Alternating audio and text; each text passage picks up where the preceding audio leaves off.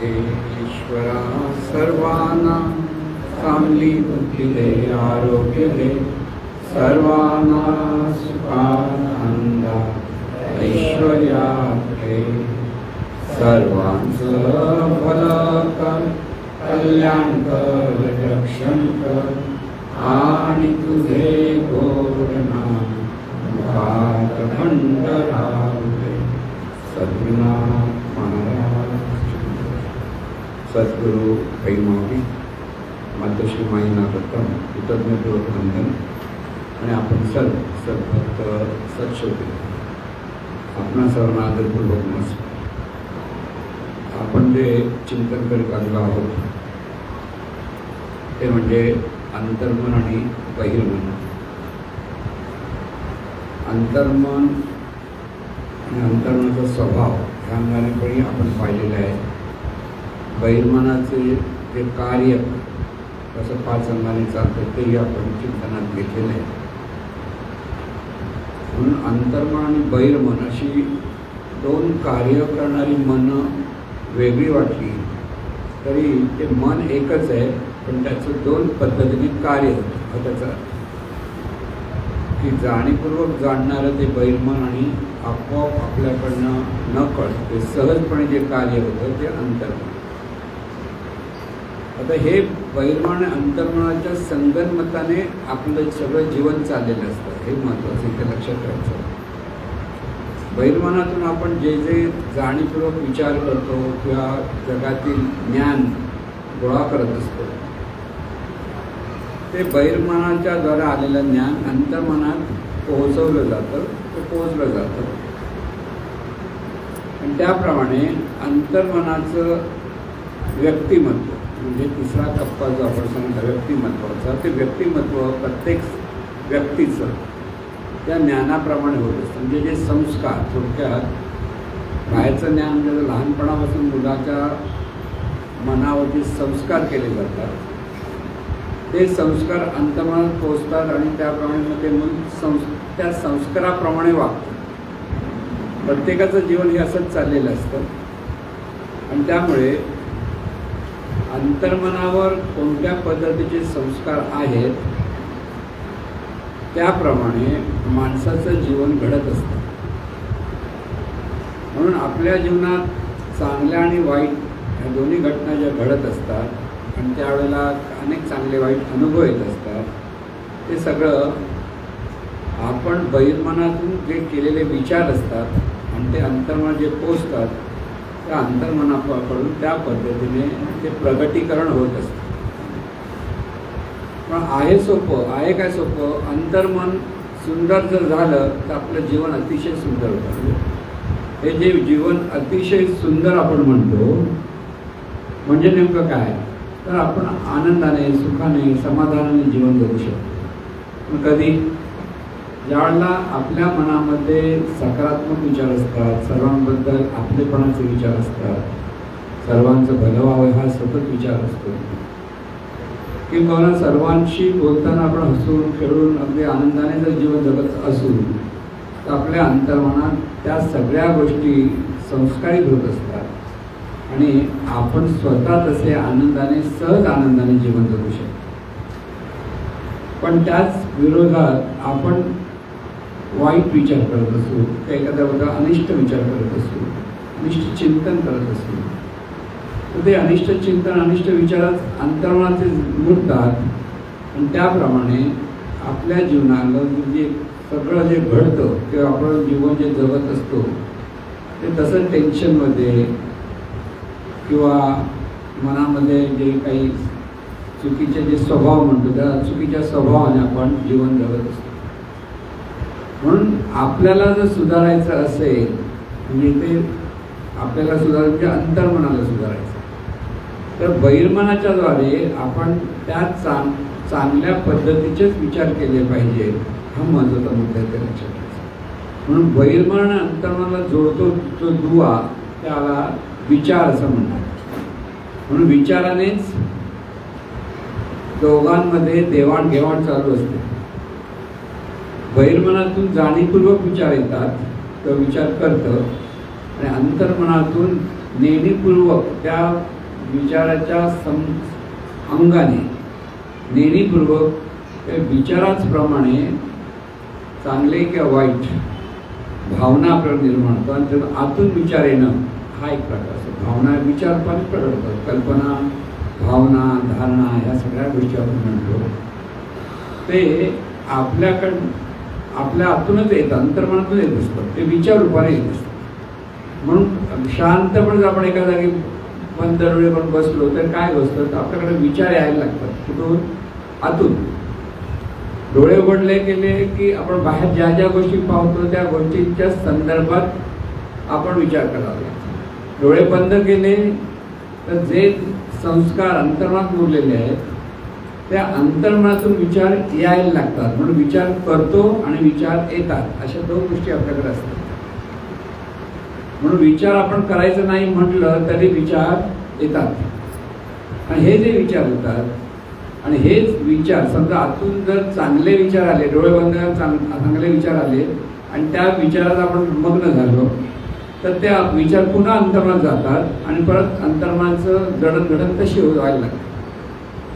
म्हणून अनिष्ट जर विचार, रागाचे विचार, द्वेषाचे विचार जर माणसं बंद डोळे केल्यानंतर यायला लागले तर तेच त्या विचार जर रममाण झाले तर अंतर्मन तसंच कुसंस्कारित होतं आणि त्याप्रमाणे जीवनात अनिष्ट घटना घडायला लागतात. म्हणजे इष्ट घटना घडणं आणि अनिष्ट घटना घडणं हे सुद्धा आपल्या विचारांवर अवलंबून, म्हणजे ते विचारांचं महत्त्व येतं. अंतर्मन बहिर्मनाचे शास्त्र जेव्हा समजून घ्यायला लागतो आपण तेव्हा आपण कोणत्या प्रकारचे विचार केले पाहिजेत हे आपल्याला कळतं. की जर आपण सतत चांगलेच विचार करायला लागलो तर अंतर्मन त्याप्रमाणे चांगली परिस्थिती आकर्षित करते. ॲक्शन रिॲक्शन जे आपण म्हणतो ही ॲक्शन रिॲक्शन सुद्धा अशीच आहे की सतत इतरांशी आपण चांगले संबंध जोडत असू, चांगल्या पद्धतीने विचार करत असू तर आपल्या वाट्याला चांगली परिस्थिती यायला लागते. त्याचं त्या विचाराप्रमाणे चांगल्या गोष्टी घडायला लागतात. आणि म्हणून जीवन आनंदाने जर घडवायचं असेल तर ते सगळं आपल्या हातात आहे. आपण आपलं जीवन समोरच्या परिस्थितीवर अवलंबून जगण्याचा प्रयत्न करतो, म्हणजे परावलंबी जीवन जगत असतो. म्हणजे समोरच्याने ओरडला की आपणही ओरडतो, समोरच्याने वाईट बोलला आपणही वाईट बोलतो, समोरच्याने बुद्धा मारला तर आपण बुद्धा मारायला तयार असतो. म्हणजे ह्या गोष्टी क्रिया प्रतिक्रिया ज्या चालत असतात त्याच्यातून आपण आपल्या जीवनामध्ये अनिष्ट घटनांना आमंत्रित करत असतो. पण त्याच विरोधात जर आपण सर्वांशी सलोख्याचे जर संबंध ठेवत असू, सर्वांना मदत करण्याची भावना आपल्याकडे असेल, सर्वांचं भलं व्हावं सतत विचार असेल तर आपल्या वाट्याला तशाच चांगल्या चांगल्या गोष्टी प्राप्त व्हायला लागतात. म्हणजे हे शास्त्र जर समजून घेतलं तर आपल्याला सोपं काय, चांगले विचार करणं हे सर्वात सोपं आहे. पण चांगले विचार करायचे म्हणजे नेमकं काय करायचं हा प्रश्न पडतो. वाईट विचार करायचे कशा ते माहिती आहे आपल्याला. बघा, तुम्ही चांगलं बोला, प्रश्न चांगलं काय बोलायचं, प्रश्न असा आहे तुम्ही चांगलं काय बोलायचं. म्हणजे एकदा आपली जगताप साहेबांनी सांगितलेली गोष्ट आहे.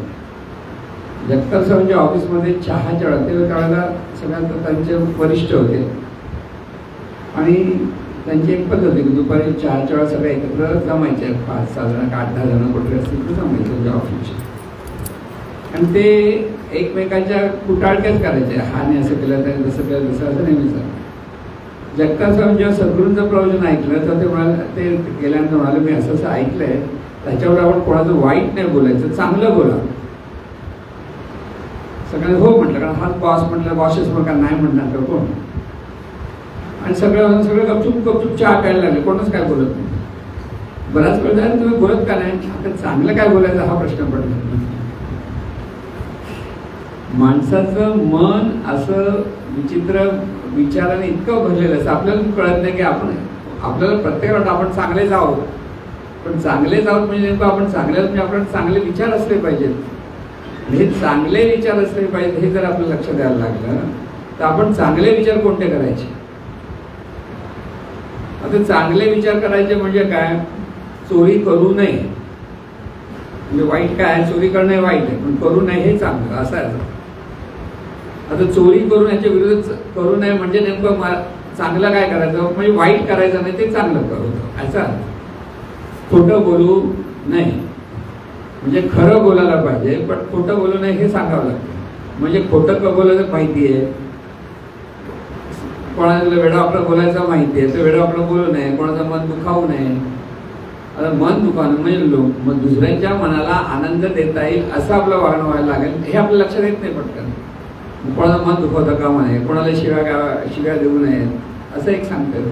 पण शिव्या देऊ नये म्हणजे नेमकं काय करायचं, समाजाचं चांगलं कौतुक केलं पाहिजे की चांगल्या गोष्टीचं जर त्याने चांगलं काही केलेलं असेल तर चांगल्या गोष्टीचं आपण मुद्दामून उल्लेख केला पाहिजे, बाबा या व्यक्ती चांगल्या पद्धतीने करते.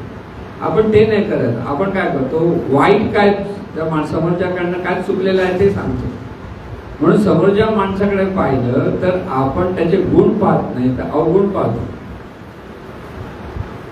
लक्षात घ्या, अवगुण पाहण्याची सवय आपल्याला. समोरचा माणूस अरे बघा तो असा वाईट आहे, तो असा वाईट करतो, हे करतो ते करतो, पण तो चांगलं करतोय म्हणूनच नाही. आपण बऱ्याच वेळेला प्रत्येक माणूस चांगला आणि वाईट दोन्ही करत असतो. सगळंच चांगलं करतो असंही नसतं, सगळं वाईट करतो असंही नसतं. पण आपल्याला चांगलं ते निवडता येत नाही किंवा चांगलं ते पाहता येत नाही आणि त्यामुळे चांगलं काय करायचं हा प्रश्न आपल्याला नेहमीच पडतो. म्हणून इथे समोरच्या व्यक्तीशी बोलताना त्याचे सद्गुण चेक करता आले पाहिजे. एखाद्या माणसाचा प्रेमळ स्वभाव असतो, एखाद्या माणसाला मदत करण्याचा स्वभाव असतो, एखाद्या माणसाला कौतुक करण्याचा स्वभाव असतो. त्याच्या बोलण्यातून चालून त्याप्रमाणे काही माणसं एकदम मोकळेपणाने बोलतात तर काही माणसं मनात काही ठेवून बोलतात. हे सगळं प्रत्येक माणसाचा स्वभाव असतो. पण त्याच्यातून तो जर चांगलं वागत असेल किंवा इतरांना तो आनंद देत असेल तर त्याच्याबद्दल आपल्याला आदर हा असलाच पाहिजे. पण गंमत अशी असते, आपण एखाद्या माणसाचं जर कौतुक केलं तर दुसऱ्या माणसाला ऐकताना बरं वाटत नाही. असंही होतं आपल्याला, अरे त्याचं कौतुक काय एवढं मोठं करतोय. म्हणजे आपल्या मनामध्ये निगेटिव्हिटी इतकी आहे, नकारात्मकता, ह्याला म्हणतात नकारात्मकता. आणि ह्या नकारात्मकतेमुळे आपल्या जीवनामध्ये बऱ्याच गोष्टी नकारात्मक आपल्या वाटायला येतात. जसं आपण इतरांबद्दल विचार करतो तसेच विचार लोक आपल्याबद्दल करायला लागतात. ही ॲक्शन रिॲक्शन चालू.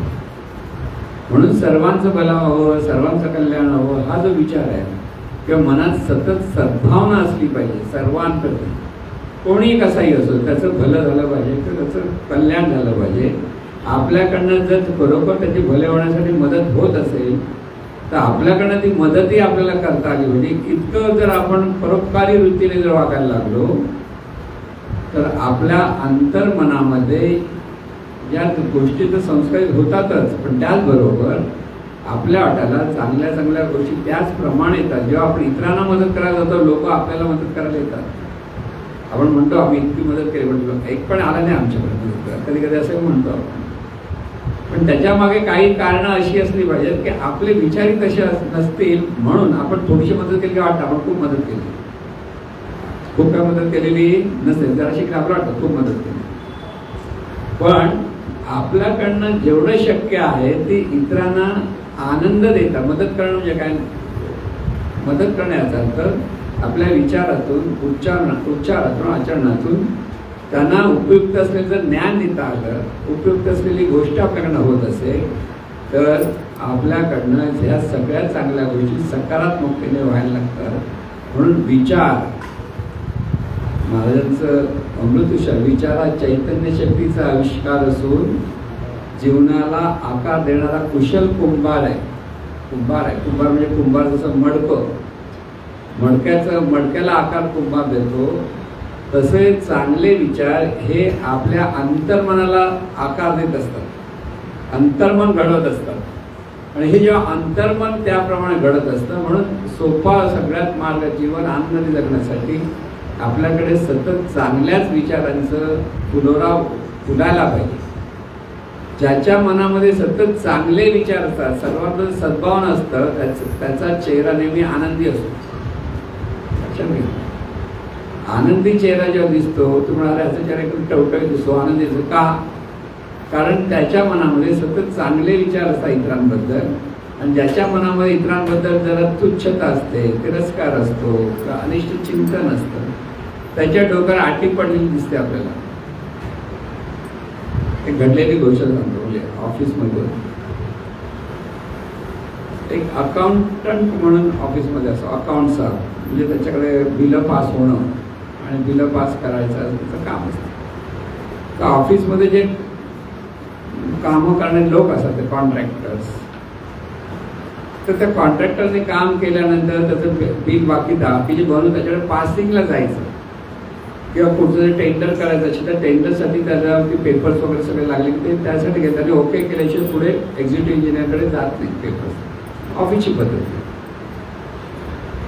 तर तो काय करायचा, टेंडर असायचे ना, काहीतरी ज्यांना अडकवायचं किंवा काहीतरी गोष्टी काढतच बसतात ना, तो काढत बसायचा आणि तेव्हा टेंडर थांबायचा. आता इथे काम तर चालू झालेलं असायचं, मग त्या कॉन्ट्रॅक्टरला गरज असेल पैसे, मग तो म्हणाला साहेब बघा काय झालं, हे तुझं चुकलं ते चुकलं. आणि मग त्याच्यातून पैसे घेतले त्याने, मग पैशाची डिमांड करायचं. पैसे घेतले की मग ते परत ओके करायचं. ते एक्झिक्युटिव्ह इंजिनिअरच्या लक्षात आलं की कसं राहिलं तर त्यांनी म्हटलं आणि त्या माणसाची गंमत अशी झाली की त्याच्या भुवयावरती केस गळून पडायला लागले, पिकायला लागले, सॉरी गळून नाही पिकायला लागले. माणसाचं म्हणजे ती भुवायचे केस पिकतात, पण ज्याचे पहिले भुवायचे केस तो खूप टेन्शनमध्ये असं एक मानसिकता जी आहे माणसाची त्याच्यावर सांगितलं जातं की ज्याचे भुवायचे केस पहिले पिकतात दाढी मिशीच्या अगोदर, तो एक तर खूप अनिष्ट विचार करत असतो. अनिष्ट विचारामध्ये त्याच्या मनावर इतके टेन्शन असतात की त्याच्यामुळे ते परिणाम त्याच्या शरीरावर दिसतात. तर त्यांनी त्याला बोलवलं, बघ तुझ्या भुवायचे केस पिकतात, असं कधी कोणाचे भुवायचे केस पिकत नाही, तू कशाला एवढं लोकांना त्रास देतो. ऐकलं नाही त्याने. त्याचं त्याला पैसे खूप कमवायचे होते, त्याप्रमाणे तो करतो. मग हा एक्झिक्युटिव्ह इंजिनिअरने काय केलं, तो पहिला रिजेक्ट करायचा, तर त्याच्याकडे पेपर आहे, रिजेक्ट केला ओके, त्याची झेरॉक्स काढून ठेवून द्यायची. परत त्याने ओके केलं त्याची झेरॉक्स पेपर ठेवून द्यायची. असं वगैरे एवढं मोठा गड्डा बनवून ठेवला वर्षभरात. आणि ज्यावेळेला त्याचे एक वरिष्ठ आले तर त्यांनी सांगितलं, बघा हा अशा पद्धतीने लोकांना त्रास देतो की चुका काढतोय म्हणून पासिंग वगैरे केलं. तर ते वरिष्ठ म्हणून राहू देत ना, काय आपल्याला तेवढा याच्यात नको, त्याला बघूया. पण थोड्या दिवसात त्या वरिष्ठांनाही कळलं, त्याने ती फाईल सगळे त्यांच्या एजी म्हणतात, म्हणजे सगळं सेंटर असतं त्यांचं सगळं अकाउंटंटचं त्याच्यावरचं वरिष्ठ आहे तिथे पाठवलं. आणि त्या माणसाची त्याच दिवशी धुळे गावामध्ये बदली कळलं नाही. तो विचार आला होता ठाण्याला, झाला धुळ्याला. पण सांगायचं हे काय असतं, माणसं चांगलं कार्य करण्यासाठी परोपकार करण्याचा विचार करत नाही, पण अनिष्ट पद्धतीने पैसा मिळवण्यासाठी लोकांना त्रास द्यायचा प्रयत्न करतात आणि त्यांच्या भुवया पहिला पिकतात असं त्याचा अर्थ होतो. किंवा टेन्शन चेहऱ्यावर दिसतं, म्हणजे ते काय आनंदी नसतात असं नव्हे. ते लोकांना जेव्हा त्रास देतात तर त्यांच्या आतमध्ये त्यांना उलटा त्रास होत असतो आणि तिथे त्यांचं लक्ष नसतं. माणसाचा असा विचार तर खूप पैसे मिळाले तरच मौज मजा करायला मिळतात, पैसे तरच आपलं खूप यशस्वी आहोत असं वाटत असतं. पण ज्याच्या मनामध्ये सदोदित चांगले विचार असतो तोच खरा आनंदित असतो. म्हणून बहिर्मन आणि अंतर्मनाच्या त्या ॲक्शन रिॲक्शन या अंगाने जर आपण विचार केला तर आपल्याला एवढंच शिकायचं आहे की आपल्या ठिकाणी चांगल्या विचारांची सतत, म्हणजे सगळ्यांशी बोलताना उभी आपण कसं करतो, कधी कधी टोमणे मारतो, सरळ बोलत नाही, उलटा काहीतरी बोलतो. म्हणजे महाराजांनी एकदा सांगितलं होतं तिथे गोव्याला तर ते गेले, एक वयस्कर व्यक्ती त्यांना विचारलं, नमस्कार कसे काय, बरे आहेत ना. तर त्याला काय म्हणायचे, तुला कोणी झालं, माझं काय वाईट झालंय, बरं कसलं विचारतोस. तर तो माणूस म्हणतो असं विचारतात, तर म्हणून तू दुसऱ्या वेळेला येतो तर लांबून जातो, बोलायचं तयारी नको, नको खूप विचारला कशाला बोलू, ए इकडे इकडे असा कसा चाललास तू, काही न विचारता. म्हणजे काही केलं तरी माणसाला दुसऱ्याला तोडून बोलणं की माणसाला त्रास देणं, अशा पद्धतीने जे एखादा माणूस वागत असेल त्याच्या जीवनामध्ये संकट किंवा त्याच्या जीवनामध्ये दुःख हे येतात. जसा तुमचा विचार तसा जीवनाला आकार, हे जे सिद्धांत आहे, नियम आहे, निसर्गाचा नियम आहे. म्हणून आपण जर चांगले विचार करायला शिकलो, आनंदाचे विचार करायला, म्हणून जीवनात आनंदातून जगायचं आहे आपल्याला. लक्षात घ्या, जीवन हे आनंदाने जगण्यासाठी आहे. कोणाला वेडावाकडा बोलला म्हणजे आपण आनंदी झालो, कोणाला तरी काहीतरी त्रास दिला म्हणजे आनंदी झालो, कोणाला तरी वेडावाकडे चिंतन केलं म्हणजे आनंद नाही. त्याच्यामुळे आपणच दुःखी होत असतो, आपल्याला कळत नाही. आपल्या ठिकाणी आपण अनिष्ट गोष्टींना आमंत्रित करतो. म्हणून सर्वांचं भलं व्हावं आणि सर्वांचं केलं म्हणजे बहुजन हिताय बहुजन सुखाय, म्हणजे काय, अधिकाधिक लोकांचं हित व्हावं आणि अधिकाधिक लोक सुखी व्हावे. ह्या सद्भावनेतून आपल्याला जीवनाकडे पाहता आलं. म्हणजे तुमच्या जवळ आलेला माणूस आनंदाने गेला पाहिजे, तो दुःखी होऊन जाता कामा नये, की तुमच्या बोलण्याने त्रासून जाता कामा नये, की उगीच भेटलो असं वाटता कामा नये. म्हणजे असं वाटतं काही माणसासमोर आले कशाला आला असं वाटता कामा नये. आला तरी त्याला लोकांनी तुमचं स्वागत केलं पाहिजे. पण त्या विरोधात आपण जर कोणाचं स्वागत करत नसू तर तेही आपलं स्वागत करू शकत नाही. म्हणून अंतर्मन आणि बहिर्मन समजण्यासाठी तुम्ही हे बहिर्मन तर समजलं पाहिजे काकू, माहिती व्हावं, खूप काही समजलं पाहिजे असं नाही, पण विचार कसे करायचे ते समजलं पाहिजे. विचाराप्रमाणे अंतर्मन विकसित होतं आणि विचाराप्रमाणेच म्हणजे अनिष्ट विचार जर असतील तर त्याप्रमाणे अंतर्मन त्याचा पॅटर्न बिघडलेला असतो. म्हणून ह्या ठिकाणी बहिर्मनातून चांगलेच विचार करण्यात किंवा चांगल्याच लोकांशी सगळ्यांशी आपले चांगले संबंध जोडण्यात शहाणपण जे आहे त्याचा अर्थ तो आहे की त्यामुळे आपलं अंतर्मनाची जडणघडण सुंदर होते. म्हणून लहानपणापासून मुलांना जे संस्कार जेव्हा आई वडील देतात ते जर अशा पद्धतीने दिले गेले तर ती मुलं पुढे अतिशय सुंदर जीवन जगू शकतात. म्हणून सगळं लहान मुलांवर संस्कार करणं आई वडिलांच्या हातात आहे खरं. पण आई वडीलच दोघं भांडत असतील, आई वडीलच कधी खोटं बोलतात, आई वडीलच कधी रागावतात, चिडतात, ते संस्कार आपण मुलांना देतो हे आपल्याला लक्षात येत नाही आणि त्याप्रमाणे तेही वागतात. मुलं आपलंच पाहून पाहून शिकत असतात. मग आजूबाजूचे लोक आई वडील ह्यांचा परिणाम जास्त पहिला मुलांवर होतो, पण ते अंतर्मनात त्यांच्या जातं आणि त्याप्रमाणे ते वागतात. म्हणून त्यांना चांगल्या गोष्टी सांगायला, मला एखाद्या मुलांशी कसं वागायला, मोबाईल बाजूला ठेवायला सांगायला होते. उठसूट आपण मोबाईल देतो आणि मोबाईलमध्ये मुलं जास्त रंगतात आणि मग बाकीच्या गोष्टी करायला लांब पडतात. पण लहान मुलांना मोबाईल ही वस्तू दाखवूच नाही जवळ. एक दुसरी गोष्ट, त्यांना वाचनाची आवड लागली पाहिजे. त्यांना वाचताना आई वडिलांनी पण वाचायला हवं पुस्तकं, चांगली पुस्तकं त्यांच्यासाठी पण आणावी, स्वतःसाठी पुस्तकं आणावी. त्या पुस्तकांमधले चांगले विचार जे आपण वाचतो त्याची चर्चा घरात झाली पाहिजे, आई वडिलांची, मुलाची, सगळ्यांची. म्हणजे महापुरी महाभारत रामायण वाचायला सांगायचे.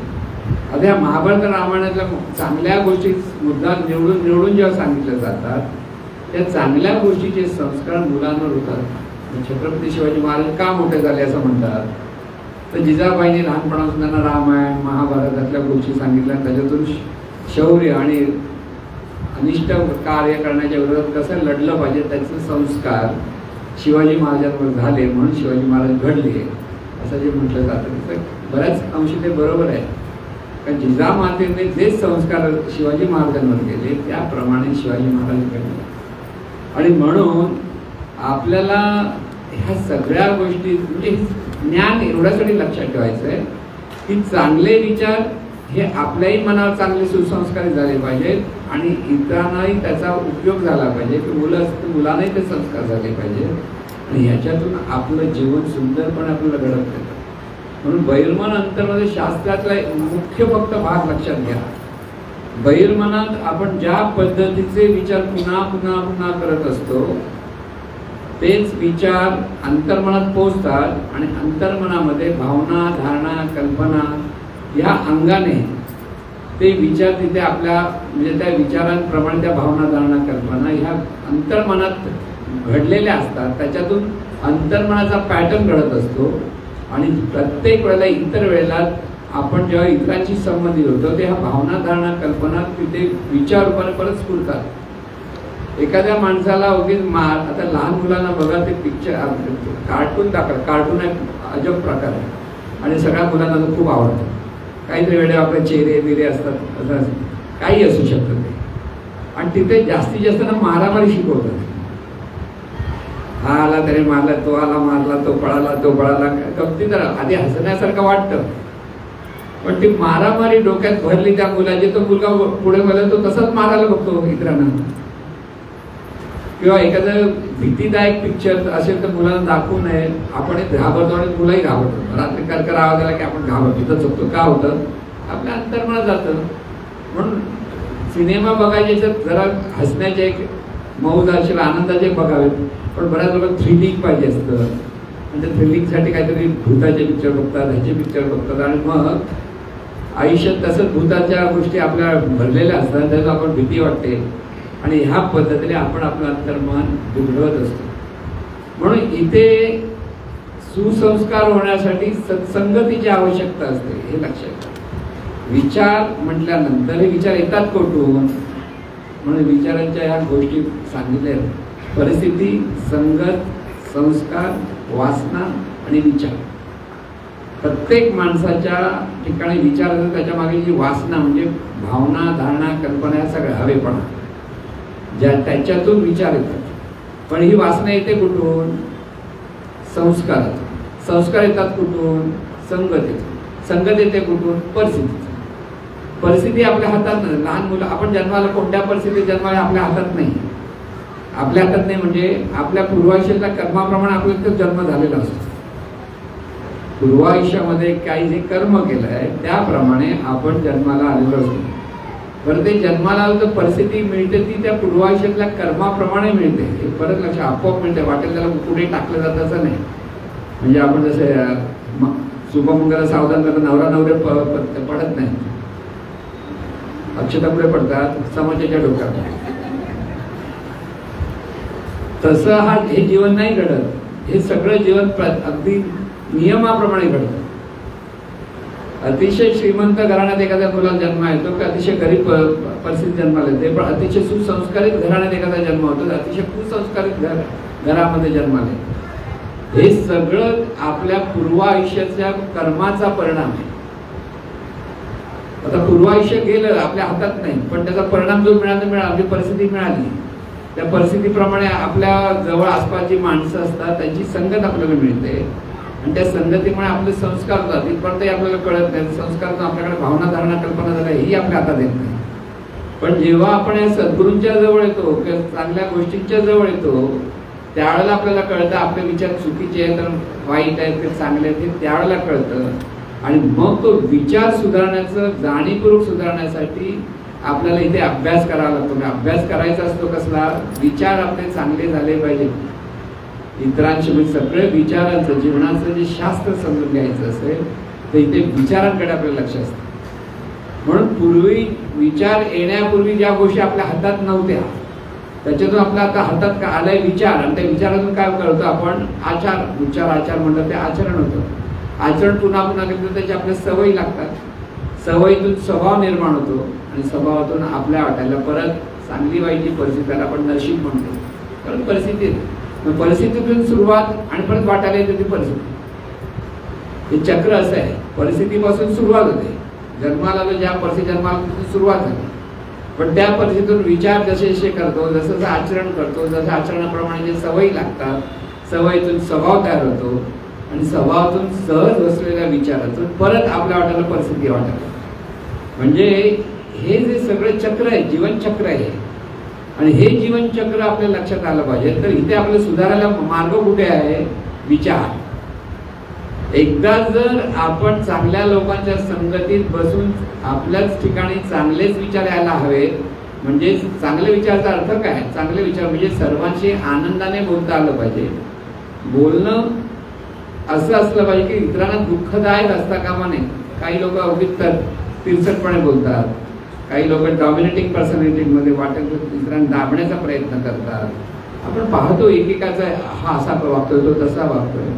आपण कसं वागलं पाहिजे ह्याचा विचार केला पाहिजे. आणि इथे विचारांचं, चांगल्या विचारांची सतत चिंतन आपल्याकडे असायला पाहिजे. चांगले विचार म्हणून, चांगले विचारांचं चिंतन म्हणून तर महाराजांनी प्रार्थना म्हणा, म्हणजे सर्वांचं भलं होते, सर्वांचं कल्याण होते, सर्वांना चांगली बुद्धी मिळते, सर्वांना आरोग्य मिळते, हे चांगले विचार. इतरांचं आरोग्य चांगलं राहावं हा आपण जर सतत विचार केला, हा चांगला विचार आहे. कोणी आपल्या जवळ जायला आला की त्याचं तो अगदी व्यवस्थित दिसतोय, छान दिसतोय, तर आपल्याला आनंद झाला पाहिजे. तो जसा विचार म्हणून आरोग्य सगळ्यांचं चांगलं राहावं, सगळ्यांची बुद्धी म्हणजे सद्बुद्धी असावी, सगळ्यांना सुख शांती समाधान मिळावं, सगळ्यांचं मन स्थिर असावं. हे सगळ्या गोष्टी ज्या वेळेला आपण म्हणतो चांगल्या काय, जे प्रार्थनेत ते सांगितलंय त्याचा अर्थ परत आपल्याला समजला पाहिजे की इथे चांगली बुद्धी म्हणजे सद्बुद्धी म्हणजे शहाणपणानेच बोलता आलं पाहिजे प्रत्येक वेळेला. शहाणपण म्हणजे काय, परिणाम चांगला काय होईल हे लक्षात ठेवून क्रिया करणं, म्हणजे चांगला विचार आचार करणं म्हणजे शहाणपण. आपण जे बोलणं त्याच्यातून चांगला परिणाम मिळाला पाहिजे, चांगली परिस्थिती घडली पाहिजे. नाहीतर आपण कुठेतरी आनंदाच्या ठिकाणी असताना एखाद्या माणसाला अशी काही वेळाकडे बोलायची सवय असते की सगळं ती आनंदाची परिस्थिती बिघडून जाते. हे पापात्मक जीवन आपण घडवत असतो, ते होता कामा नये. इथे आपण गेल्यानंतर दुधात साखर पडली पाहिजे, दुधात मीठ पडता कामा नये. आपले विचार आचार, आपलं पाहण्याची दृष्टी, आपली देहबोली महत्वाच्या गोष्टी असतात. देहबोली ही पहिलाच परिणाम घडवते की समोरचा माणूस कसा त्याचं देहबोली बोलतं, त्याचं देह न बोलता.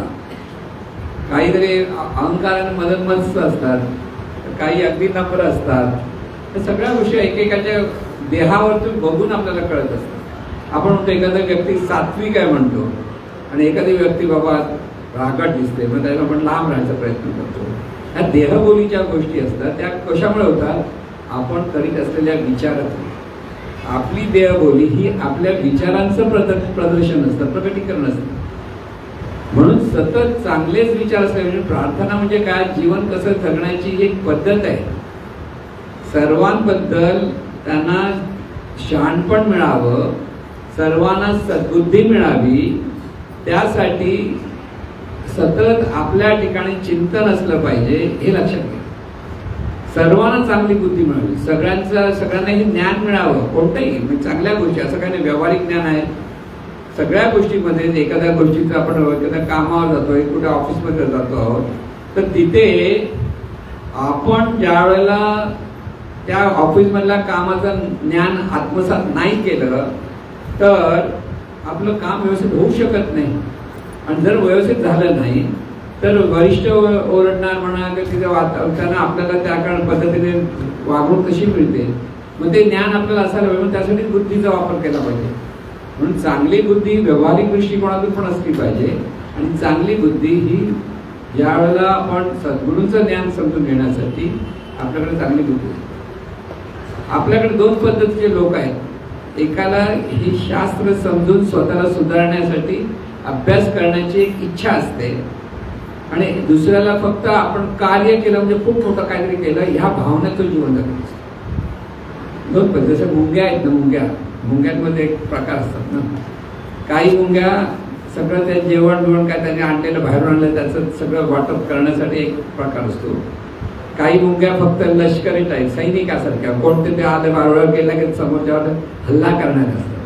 काही मुंग्या म्हणजे बाहेरून अन्न आणणारे असतात आणि त्याच्यामध्ये एकच मुंगी अशी असते, राणी म्हणतात, तिला पिल्लं होत असतात, तिची अंडी होतात, त्या अंड्यांचं सगळं संरक्षण करणाऱ्या नर्सेस म्हणजे अशा मुंग्या असतात. ती रचनाच तशी आहे. पण ही तशी रचना असली तरी आपल्याला तशी रचना नाही. आपल्याला ह्या सगळ्या गोष्टी कशा चांगल्या केल्या पाहिजेत ह्याची बुद्धी परमेश्वर दिलेली आहे. आणि त्या परमेश्वराच्या त्या बुद्धीचा चांगला वापर कसा झाला पाहिजे त्याला म्हणतात चांगली बुद्धी. शहाणपणाने वागा. लोकांना आपल्याकडे जर चांगलं ज्ञान असेल तर त्याला द्यायचा प्रयत्न. नाही ऐकलं तर त्याच्याबद्दल वाईट वाटत नाही ऐकलं नाही नको ऐकू दे. नाही तर आपण म्हणाले एवढं ऐकायचं ह्यांना काही कळतच नाही. कळतील तेव्हा कळेल. पण आपल्याकडनं दिलं मार्गदर्शन केलं जमत असेल तर नसेल ऐकते तर बोलू पण नाही. शाळा जो तुमचं ऐकत नसेल त्याला बोलायला जाऊ नये. म्हणजे घरात पण असतं ना, नवरा बायको, तुम्ही म्हणाल चला होते चांगल्या गोष्टी मिळतात, ऐकायला मिळतात, तुला काय ऐकायचं तू ऐक, मला काय सांगू नको असं म्हणतात ना. मग ती बिचारी काय म्हणते, जायला तरी सांगतोय, काय करायचं. हे जे शहाणपण आहे, आता त्यावेळेस तो ऐकत नाही तर काय ह्याचं भलं होऊ दे, ह्याच्या पुढे आपल्याला काहीच करता येत नाही. घरात पण ह्या गोष्टी बऱ्याच असतात. ज्या घरात दोघंही एकमेकाला समजून घेत असेल तिथे आनंद असतो. दोघांची आवड वेगळी असते. परत लक्षात ठेवा, प्रत्येक व्यक्तीचा स्वभाव वेगळा, विचार करण्याची पद्धत वेगळी, सगळ्या गोष्टी आवड नावड वेगळ्या असतात. जरी पती पत्नी असो किंवा भाऊ बहीण असो किंवा मुलगा आणि आई असो किंवा मुलगी आणि आई असो, प्रत्येक व्यक्ती म्हटलं की तिथे विविधता आहे. पण त्या विविधतेला चांगल्या गोष्टीकडे वळवणं हा अभ्यासाचा भाग आहे, इथे शहाणपणाचा भाग आहे. आवड नावड वेगळी म्हणून काही लोकांना फक्त कार्य करायला आवडतं. त्यांना वाटतं मी आपण खूप कार्य केलं म्हणजे खूप चांगलं केलं. काही वेळेला चांगलं आहे, पण तरी सुद्धा आपल्या स्वतःचा पॅटर्न सुधारण्याचं काम प्रत्येकाने केलं. म्हणून प्रत्येकाने सर्वात मोठं स्वार्थी झालं. स्वार्थी कशासाठी? मलाच पैसा मिळणं हे वाईट स्वार्थ. मी पैसा मागाशी उदाहरण सांगतो, पैसा मिळवण्यासाठी लोकांना त्रास देत होता. स्वार्थ म्हणजे आपल्या अंतर्मनाचा पॅटर्न सुधारण्यासाठी आपण सतत चांगल्या गोष्टी करत राहणं हा मोठा स्वार्थ आहे आणि तोच खरा परमार्थ. अंतर्मन सुधारणं हा परमार्थ आहे. आपण बाह्यांगाने खूप कार्य केलं, पण आपल्या अंतर्मनामध्ये जर ह्या चांगल्या गोष्टीची जोपासना नाही झाली तर आपलं अंतर्मन बिघडलेलंच राहतं. किंवा त्याच्यातून जो आपण अहंकार झालेला असतो, लोकांना एवढी मदत करतो, लोक माझे असं कौतुक करतात, त्या अहंकारातूनच आपले विचार बिघडवतो आपण, अंतर्मनाला बिघडवतो आणि त्याप्रमाणे अनिष्ट गोष्टींना आमंत्रण देतो. लक्षात घ्या, ह्या गोष्टी आपल्या जीवनात जे सुख दुःख जे निर्माण होतं म्हणतो, ह्या सगळ्याला कारण आपलेच विचार, आपलंच बोलणं म्हणजे उच्चार आणि आचार, हे सगळ्या गोष्टी किंवा इच्छा, या सगळ्या गोष्टी कारणीभूत असतात. म्हणून आपलेच विचार, उच्चार, आचार आणि इच्छा या सगळीकडे कसं चांगल्या पद्धतीने म्हणजे लोकांना त्याचा चांगला उपयोग होण्यासाठी वापरल्या पाहिजे. इथे माणसाने सावध राहिलं पाहिजे. त्याला म्हणतात चांगली बुद्धी.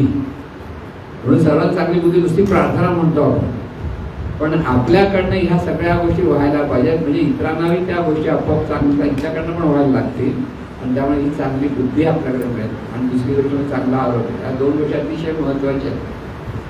आपलं आरोग्य चांगलं ठेवणं हे प्रत्येक माणसाचं आद्य कर्तव्य आहे.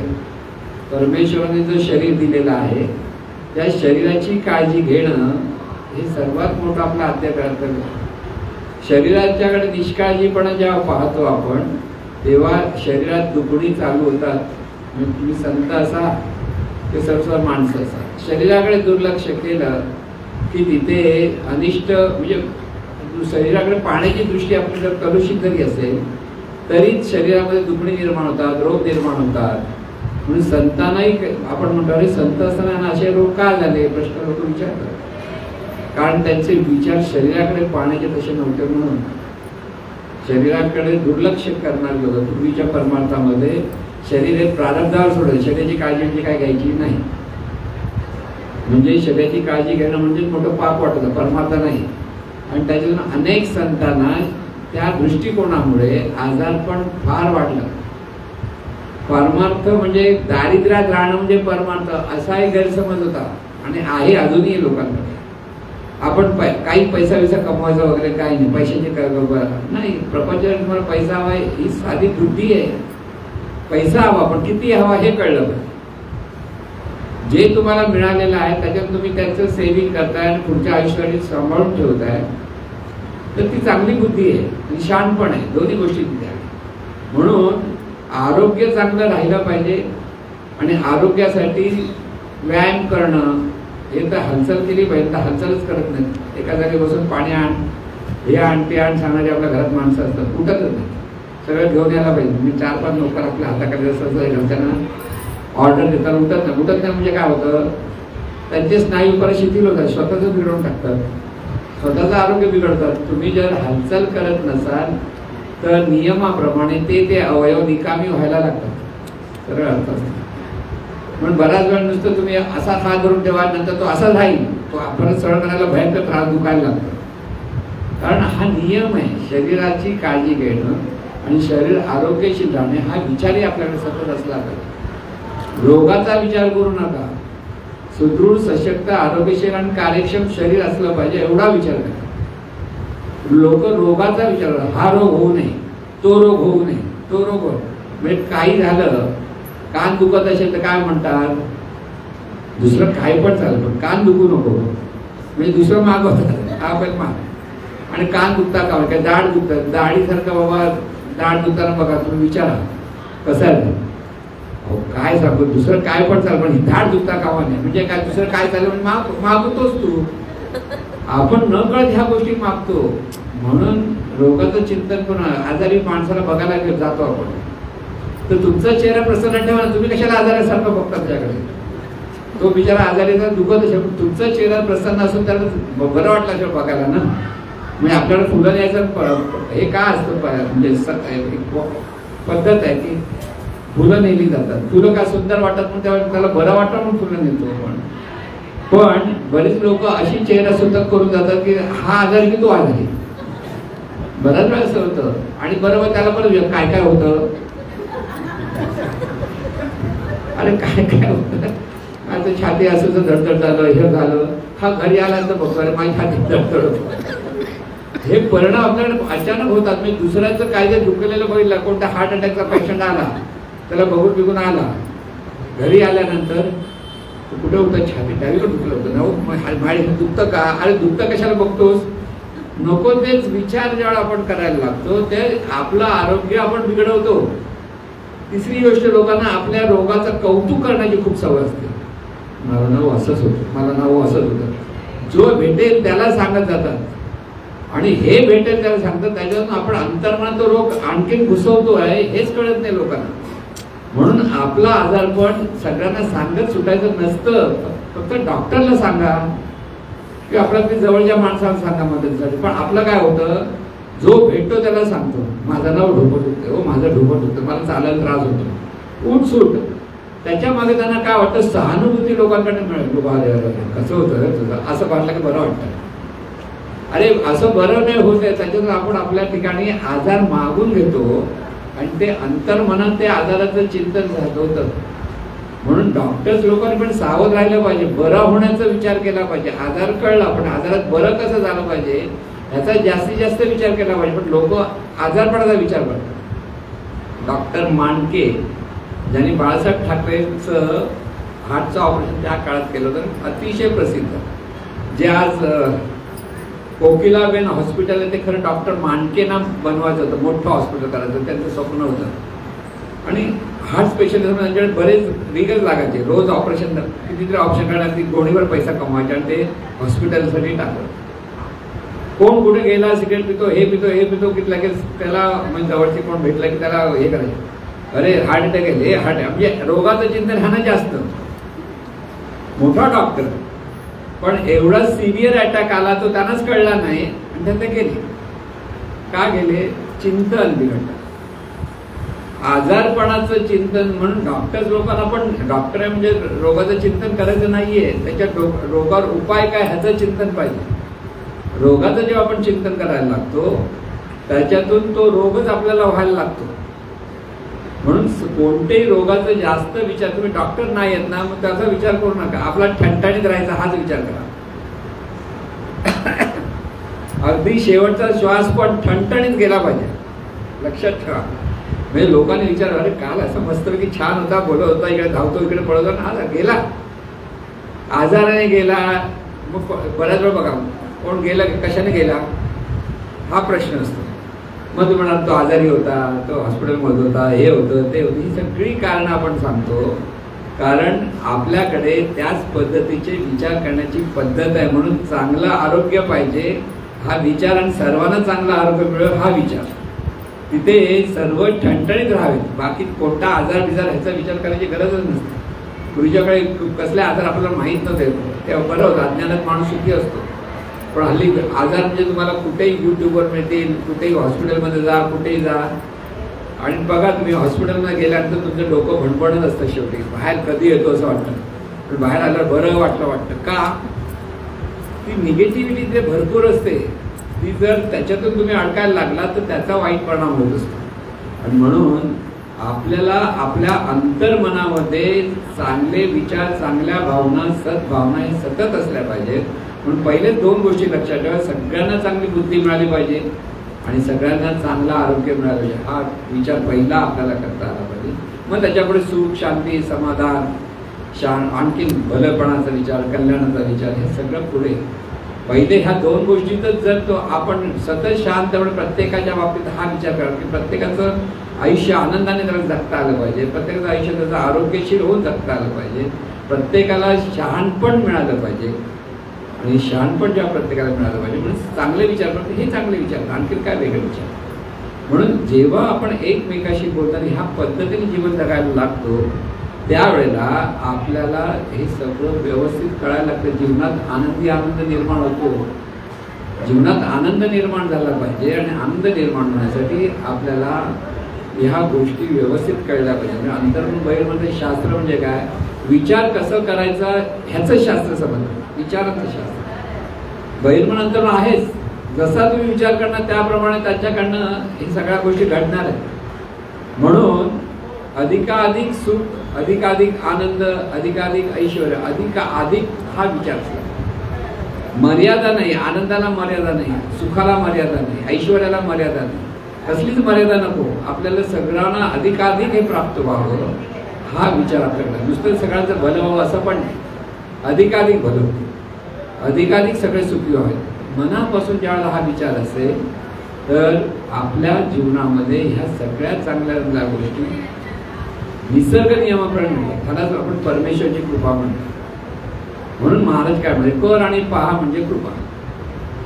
तर तू काय करणार त्याप्रमाणे तुला परिणाम मिळतो हे पहा. चांगलं केलंस तर चांगलं होतं ही कृपा, वाईट केलं तर वाईट मिळालं तर त्याला कृपा म्हणत नाही आपण. आणि म्हणून आपल्याला हे चांगले विचार कसे करायचे हे व्यवस्थित कळलं पाहिजे आणि चांगल्या विचारातून जीवन कसं घडवायचं. म्हणून घरातल्या माणसांना काय पाहिजे, म्हणून घरातूनच कसं बोलायचं कळलं पाहिजे. आपल्या घरातल्या आपण कशी माणसांबरोबर बोलतो, 2 पद्धतीचे बोलतो. घरात आपण वेगळं बोलतो आणि बाहेर वेगळं बोलतो. घरात वेगळे कपडे घालतो, बाहेर कपडे वेगळे घालतो तिथे आपण. तसं विचार पण आपण वेगळे बऱ्याच वेळा करतो. इथे दोन्हीकडे आपल्याला चांगलेच विचार कसे करता आले ते कळलं पाहिजे. लक्षात घ्या, बाहेर काही माणसं चांगलं वागतात आणि घरामध्ये विचित्र वागतात. म्हणजे लोक कौतुक किती चांगला माणूस, चांगला कधी बायको तरी होता का. असंच झालं. एका डॉक्टरकडे मित्र फ्रेंड सर्कल होतं, डॉक्टर होतं, फेमस डॉक्टर होता आणि त्यांची पत्नी पण आली होती सगळ्या. त्यांचा तो फ्रेंड सर्कल होता. ते प्रत्येक जण त्या मित्राचं काय मुलगा चांगला आहे डॉक्टर, तो मी चांगला आहे अरे हे चांगलं बोललं का वाईट नव्हतं ना. तर त्या बायकोला सांगत होती एक बाई, किती का चांगला आहे तुझा नवरा, असं घरी मग मी जातो मग कळत तुला का तो घरी कसा वागतो हे तिला विचारायला माहिती आहे. तो बाहेर चांगला वागत असेल, कळलं ना. अशा पण काही घरी चांगले होतं, बाहेर वाईट वागतात.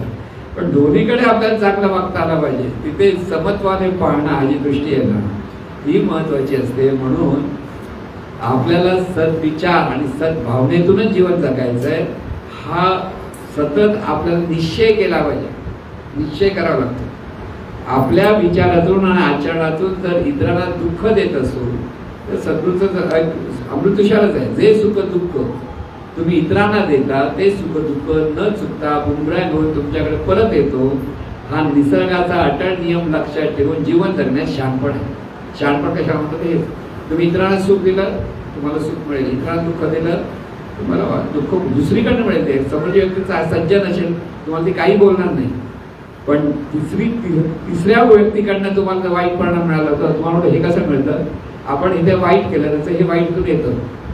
म्हणून ऍक्शन रिॲक्शन हा आपल्या जीवनाचा जो पाया आहे त्याचाच अर्थ आपल्याला अंतर्मन आपल्याला विकसित केलं पाहिजे आणि अधिकाधिक चांगले विचार केले पाहिजे. अधिकाधिक चांगलंच होणार, कोणत्याही परिस्थितीत कसं होईल ह्याचा विचार करू नका. माझं कसं होईल हो? गेलास. चांगलंच होणार आहे आणि चांगलंच होण्यासाठी प्रयत्न करत राहायचे.